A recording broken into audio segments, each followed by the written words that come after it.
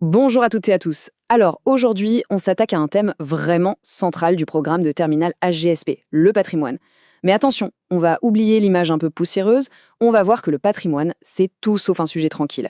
En fait, c'est une véritable zone de tension, un enjeu géopolitique, où s'affrontent des visions du monde parfois radicalement opposées. Voilà la question qui va nous guider, notre problématique. Comment se fait-il que le patrimoine qu'on associe au passé se retrouve au cœur de véritables champs de bataille bien présents? Des batailles pour des intérêts économiques, des identités, des rapports de force. C'est ce qu'on va décortiquer ensemble. Et voici notre plan de bataille. Il est fait pour vous, calqué sur une composition type du bac. D'abord, on pose les bases, les concepts importants. Ensuite, on analyse 3 études de cas très parlantes. Et on termine avec une synthèse et de la méthode pour être sûr d'avoir les points le jour J. Allez, on y va. Premier temps, et c'est indispensable, maîtriser les notions. C'est le socle de toute bonne argumentation.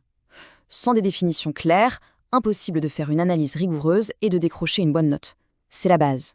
Bon, le patrimoine, de quoi parle-t-on exactement? Au XIXe siècle, c'était assez simple.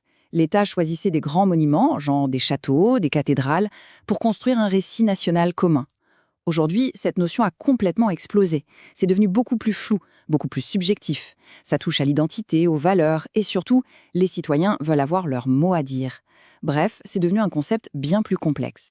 Et ça nous amène à un concept absolument central, à maîtriser sur le bout des doigts, la patrimonialisation. Retenez bien une chose, un site, un bâtiment, une tradition, ça ne naît pas patrimoine, ça le devient. C'est le résultat d'un processus, d'une construction à la fois sociale et politique. Et dans ce processus, il y a plein d'acteurs qui entrent en jeu. L'État, bien sûr, mais aussi l'UNESCO, les régions, des associations et même les habitants. Et tous ces acteurs n'ont pas les mêmes intérêts, ce qui crée des débats, des compétitions pour décider de ce qui mérite ou non d'être sauvé. C'est en soi un enjeu de pouvoir. On passe à notre premier cas pratique, un exemple qui se passe juste sous nos yeux. Paris et les JO de 2024.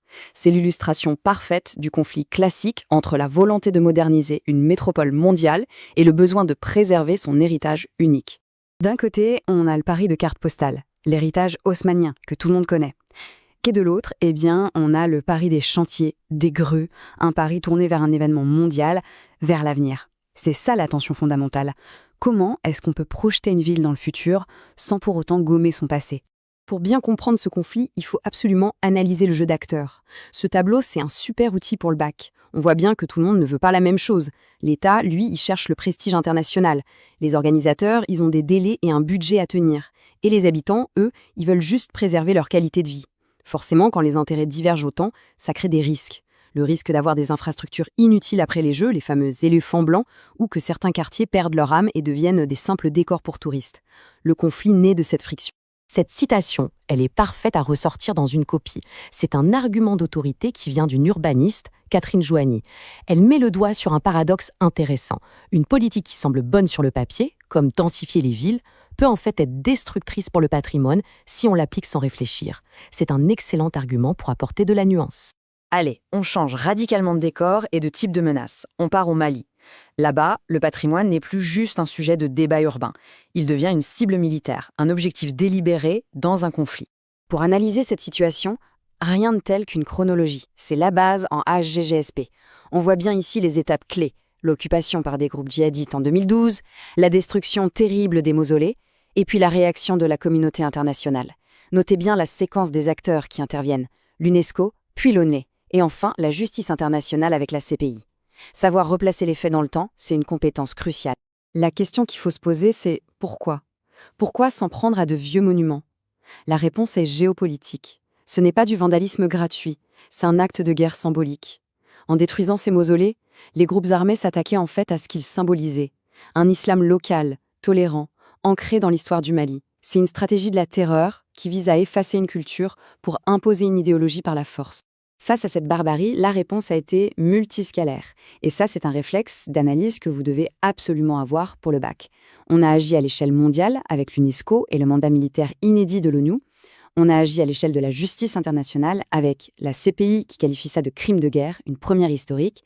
Et enfin, on a agi à l'échelle locale en impliquant les artisans maliens eux-mêmes dans la reconstruction. C'est un cas d'école pour illustrer le jeu d'échelle. Troisième et dernier cas, Venise. Ici, la menace est beaucoup plus sournoise. Pas de bombes, pas de bulldozers, non. La menace, ce sont des millions de touristes. C'est le paradoxe ultime, l'amour pour le patrimoine qui risque de l'étouffer. Le concept à retenir ici, c'est celui de surtourisme. C'est quand le tourisme, qui est à la base une bonne chose, devient un véritable fléau. Ça dégrade la vie des habitants et ça gâche même l'expérience des visiteurs. Le résultat, c'est ce qu'on appelle la Disneylandisation. La ville-musée se transforme en un simple parc d'attractions, elle perd son âme. Face à cette situation, les autorités locales essaient de réagir. Et la ville de Venise a décidé de prendre une mesure assez radicale, faire payer un droit d'entrée aux touristes qui ne viennent que pour la journée. Ça, c'est un exemple très concret et très actuel, parfait à citer dans une copie pour montrer les tentatives de régulation. Mais attention, il faut garder un esprit critique. Est-ce que cette taxe est une vraie solution pour sauver la ville ou est-ce que c'est juste un pansement sur une jambe de bois? Est-ce que faire payer quelques euros suffit à régler le problème des habitants qui partent, des commerces qui ferment, d'une économie qui ne dépend que du tourisme? La question reste ouverte et ça montre bien toute la complexité du problème. Bon, on a vu Paris, Tombouctou, Venise. 3 fronts, 3 menaces très différentes. Maintenant, le plus important, c'est de faire la synthèse de tout ça.